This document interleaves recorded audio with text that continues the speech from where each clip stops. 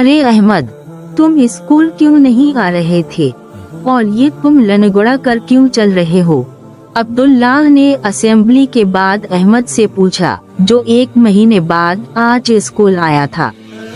मैं झूले से गिर गया था, टॉन्ग की हड्डी टूट गई थी, अब भी मुकम्मल ठीक नहीं हूँ, बस इम्तिहानात की वजह से आ गया हूँ।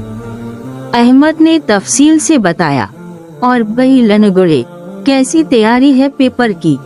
अशर बुलंद आवाज में बोला। पूरी जमात में खामोशी छा गई। कुछ बच्चों की दबी दबी सी हंसी की आवाज सुनाई दी। ये क्या तरीका है बात करने का? अब्दुल्लाह गुस्से से बोला। तुम्हें क्या तकलीफ है? मैंने तुम्हें तो कुछ नहीं कहा। अशर ढिठाई से मुंह चढ़ा कर बोला। दोबारा ऐसा कहा तो तुम्हारी खैर नहीं। अब्दुल्लाह ने गुस्से से मुक्का हुआ में लहराया। उससे पहले की बात मजीद बिगड़ती मस्मा नूर क्लास में दाखिल हुए। अब आपकी तबीयत कैसी है बेटा? मस ने अहमद को सर झुकाए बैठे देखा तो इससे पूछा।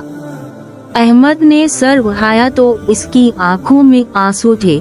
मस, अशर ने अहमद को लनगुड़ा कहा है। अब्दुल्लाह ने बेताबी से बताया।